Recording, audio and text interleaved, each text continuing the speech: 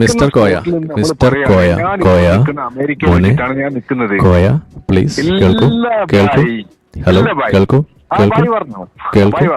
ആ, താങ്കൾ പറഞ്ഞത് മയ്യത്ത് കണ്ട എഴുന്നേറ്റ് നിന്ന് സല്യൂട്ട് അടിക്കണമെന്ന്. ഒസാമ ബിൻ ലാദന്റെ മയ്യത്ത് കണ്ടാൽ താങ്കൾ എഴുന്നേറ്റ് നിന്ന് സല്യൂട്ട് അടിക്കുമോ? അടിക്കും. അടിക്കും. ഗോവിന്ദച്ചാമിയുടെ മയ്യത്ത് കണ്ടാൽ നിങ്ങൾ സല്യൂട്ട് അടിക്കുമോ? ഗോവിന്ദച്ചാമിയാണോ ഒസാമ ബിൻ ലാദൻ? ഗോവിന്ദച്ചാമിയുടെ മയ്യത്ത് കണ്ടാൽ നിങ്ങൾ സല്യൂട്ട് അടിക്കുമോ? ഗോവിന്ദച്ചാമിയുടെ മയ്യത്ത് കണ്ടാൽ നിങ്ങൾ സല്യൂട്ട് അടിക്കുമോ ഇല്ലേ? ചോദിച്ചതിന് ഉത്തരം പറയൂ. തെളിയിക്കപ്പെടാത്ത ഒരു കാര്യമുണ്ട്. ചോദിച്ചതിന് ഉത്തരം പറയൂ.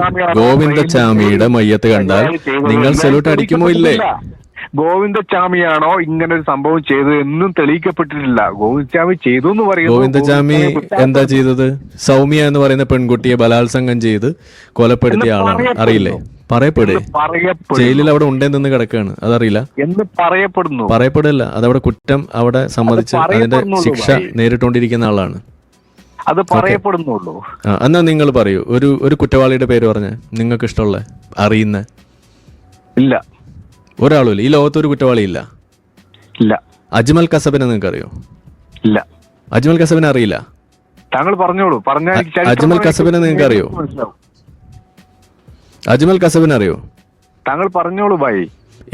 ഇവിടെ ഉണ്ടായിട്ടുള്ള മുംബൈ ഭീകരാക്രമണത്തിന്റെ പ്രധാനപ്പെട്ട ഒരു ഭീകരവാദി അജ്മൽ കസബ് ഇന്ത്യ തൂക്കിലേറ്റി. ഇവിടെ വന്നിട്ട് കുറെ ആളുകളെ വെടിവെച്ച് കൊന്നു, ഭീകര പ്രവർത്തനം നടത്തി. അപ്പൊ ഹിറ്റ്ലറോ? ഹിറ്റ്ലറോ തന്നെയാണ് ചെയ്തത്. എന്ത് ചെയ്തു? ഹിറ്റ്ലർ ജൂതന്മാരെ കൂട്ടക്കൊല നടത്തി.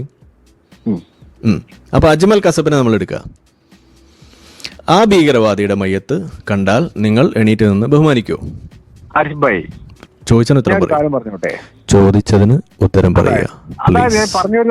ഞാൻ ഒരു കാര്യം പറയട്ടെ. ചോദിച്ചതിന് ഉത്തരം പറയുക പ്ലീസ്.